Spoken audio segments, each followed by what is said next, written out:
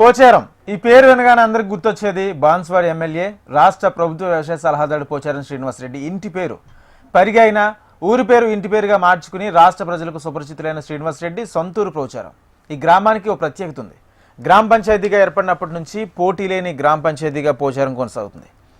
4 దశాబ్దాలుగా కామారెడ్డి జిల్లాలో పోచారం పంచాయతీ ఏకగృహంపై హెచ్ఎంటీవీ స్పెషల్ రిపోర్ట్ ఇప్పుడు చూద్దాం.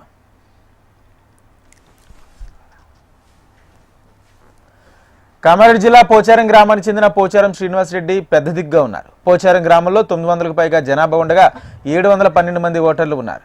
ఈ చిన్న గ్రామంలో అన్ని కులాలు మతాల వారు కలిసిమెలిసి జీవనం సాగిస్తున్నారు. సర్పంచ్, ఉప సర్పంచ్, వార్డు సభ్యులుగా ఎవరిని ఎన్నుకుంటే బాగుంటుందో ఆలోచించి నిర్ణయం తీసుకుంటారు. అసెంబ్లీ, పార్లమెంట్ స్థానాలకు జరిగే ఎన్నికల్లో తప్ప ఎప్పుడూ తమ చేతి వేలిపై పంచాయతీ ఎన్నికల సిరాచుక్క పడలేదని గ్రామస్తులు గర్వంగా చెబుతున్నారు. పోచారం గ్రామంలో 1982లో ఇబ్రాంపేట నుండి సపరేట్గా వేరు కావడం జరిగింది. నాటి నుండి నేటి వరకు మా గ్రామం ఏకగ్రీవంగా ఎన్నుకోవడం జరుగుతుంది. ఈ ఏకగ్రీవంగా ఎన్నుకుంటున్నటువంటి మా గ్రామ ప్రజలకు ప్రత్యేక ధన్యవాదాలు తెలుపుతూ, ఈ ఏకగ్రీవాల వెనుక ప్రోత్సాహం మా గ్రామ ముద్దు బిడ్డ అయినటువంటి తెలంగాణ మాజీ స్పీకర్ పోచారం శ్రీనివాసరెడ్డి గారు, ప్రస్తుత బాన్స్వాడ ఎమ్మెల్యే, వారి కృషి మరియు వారి కుటుంబ సభ్యుల కృషి ఎంతగానో ఉంది. ఎందుకంటే ఎల్లవేళలో అందుబాటులో మాకుంటూ ఎటువంటి ఆపద వచ్చినా ఆపద సమయంలో వాళ్ళకి ఆదుకోవడం జరుగుతుంది. అటువంటి మహనీయుడికి ఏం చేయగలుగుదాం అని ఆలోచిస్తే మా మారుమూల ప్రాంతాన్ని ఎక్కడి వరకు తీసుకెళ్లిన ఆయనకు మా గ్రామాన్ని అందరం కలిసి ఏకగ్రీవంగా చేసుకొని ఆయనకు ప్రతిసారి కూడా బహుమతిగా ఇవ్వడం జరుగుతుంది. ఇంత కలిసికట్టుగా పనిచేస్తున్నటువంటి మా పోచారం గ్రామ ప్రజలకు ప్రత్యేక ధన్యవాదాలు.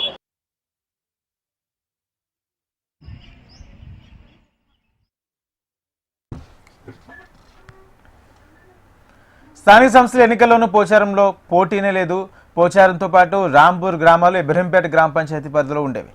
1984లో పోచారం, రాంపూర్ ప్రత్యేక గ్రామ పంచాయతీగా ఏర్పడ్డాయి.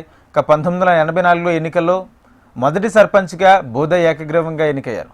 అప్పటి నుంచి సర్పంచులతో పాటు వార్డు సభ్యులు ఏకగ్రీవంగానే ఎన్నికవుతూ వస్తున్నారు. ఈసారి సర్పంచ్ స్థానం ఎస్టీ జనరల్కు రిజర్వ్ అయింది. ఎప్పట్లాగా ఆనవాయితీ కొనసాగిస్తూ పంచాయతీ పాలకవర్గ ఏకగ్రీవంగానే ఎన్నుకుంటామని గ్రామస్తులు చెప్తున్నారు.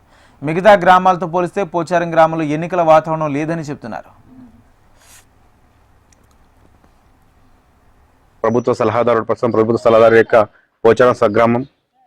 మా గ్రామంలో గత 40 సంవత్సరాలుగా మేము ఏకీకరణ చేసుకోవడం జరుగుతుంది. మా గ్రామం మొట్టమొదటిసారిగా 1980వ సంవత్సరంలో ఇబ్రాంపేట నుంచి విడిపోయిన తర్వాత మొదటిసారి నుంచి నేటి వరకు గత 40 సంవత్సరాల నుంచి కూడా 7-8 సర్పంచులైనారు.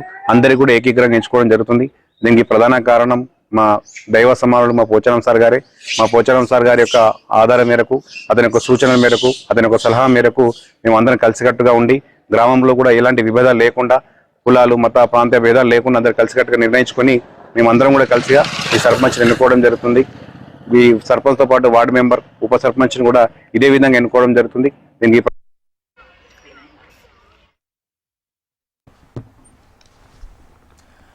ప్రతిసారి మాదిరిగా ఈసారి సర్పంచ్, వార్డు సభ్యులను ఏకాగ్రంగా ఎన్నుకోవడానికి గ్రామస్తులు సన్నద్ధంగా ఉన్నారు. తమ గ్రామాన్ని అభివృద్ధి చేస్తున్న పోచారం ఆయన కుటుంబ సభ్యుల ఆదేశానుసారం కుల సంఘాలతో సమావేశమై ఏకగ్రీవంగా 4 దశాబ్దాలుగా తీసుకుంటామని చెప్తున్నారు. పంచాయతీ ఏర్పడిన నాటి నుంచి ఇప్పటి వరకు జరిగిన అన్ని స్థానిక ఎన్నికలు ఏకగ్రీవం చేసుకుంటున్నారు. స్థానిక ఎన్నికలు వస్తే తమ వేలిపై సిరాచుక్క పడదంటున్నారు గ్రామం. ఈసారి ఎస్టీ రిజర్వ్డ్ అయింది. అయితే గ్రామ పంచాయతీ పరిధిలోని పోచారం తాండా నుంచి 4 ఆసక్తి చూపిస్తున్నారు. వారిలో ఒకరిని సర్పంచ్ చేస్తామంటున్నారు. ఏకగ్రీవంగా ఎన్నికైన కార్యవర్గానికి గ్రామస్తులందరం సంపూర్ణ సహకారం అందిస్తామని చెప్తున్నారు.